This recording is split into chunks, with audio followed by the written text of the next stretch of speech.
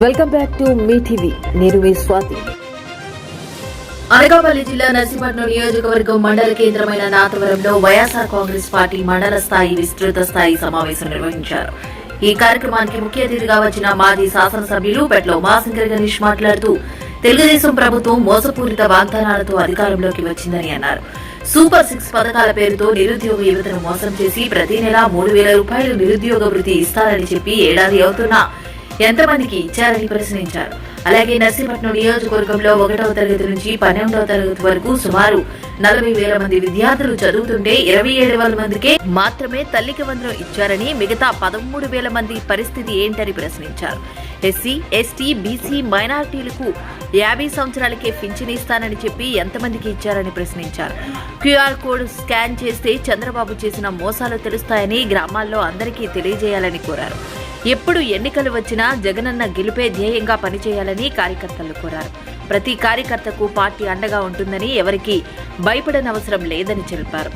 ఈ కార్యక్రమంలో వైఎస్ఆర్ కాంగ్రెస్ మండల పార్టీ అధ్యక్షుడు నాగేశ్వరరావు, ఎంపీపీ లక్ష్మణమూర్తి, జెడ్పీటీసీ అప్పల్నర్స, శృంగవరం మాజీ పీఏసీఎస్ అధ్యక్షులు వరహాలబాబు, మాజీ మండల పార్టీ అధ్యక్షులు పోతురాజు, సీనియర్ నాయకులు నరసింగరావు, మండల యువజన విభాగ అధ్యక్షులు నాయుడు, వివిధ గ్రామాల నుంచి వచ్చిన సర్పంచులు, ఎంపీటీసీలు, కార్యకర్తలు పాల్గొన్నారు.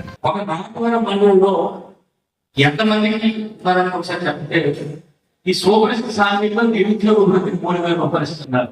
నాకు తెలిసి మీ మండలంలో సుమారుగా 80% కూడా 2,000 తక్కువ డిగ్రీ చేయడం చాలా మంది, నిరుద్యోగం చాలా మంది 2,000 తక్కువ. మరి 2,000 మందికి కూడా నెలకు 3,000 అంటే 12,000 30,000 రూపాయలు ఇవ్వాలి.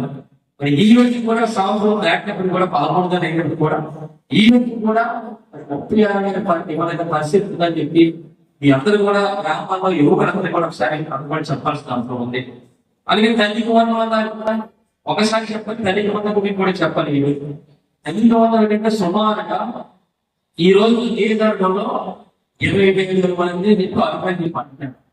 కానీ మేము డేటా తీసుకున్నాం, అంత కూడా చెప్పాను. ఏంటంటే డేటా అంటే మన గవర్నమెంట్ పోయిన తర్వాత తెలుగుదేశం అధికారంలోకి వచ్చిన తర్వాత నర్సీపట్నం నియోజకవర్గంలో అన్ని మండలాల్లో కూడా 1వ తరగతి నుంచి 12వ తరగతి చదువుకున్న తాలూకా లిస్ట్ అడిగితే సుమారుగా 40,000 మంది, 40,000 మంది చెప్పారు.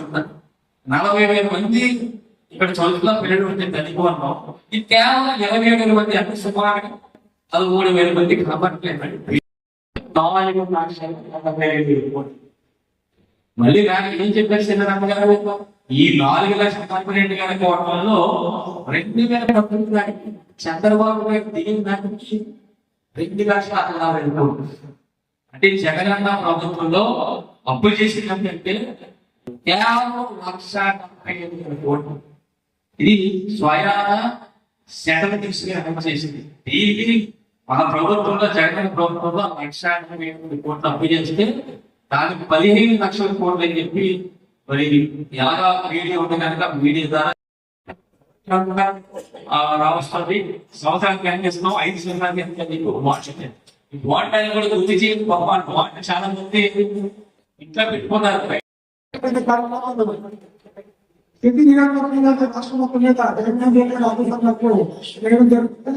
అందులో భాగంగా మన నర్సీపట్నంలో నాయకులందరూ కూడా మన మీటింగ్కి చాలా మంది వరకు వచ్చారు. అలాగే మన ముందు మండలంలో కూడా ఈ కార్యక్రమాన్ని ఏర్పాటు చేయాలని చూస్తూనే ఉండండి నిరంతర వార్తా స్రవంతి మీ టీవీలో.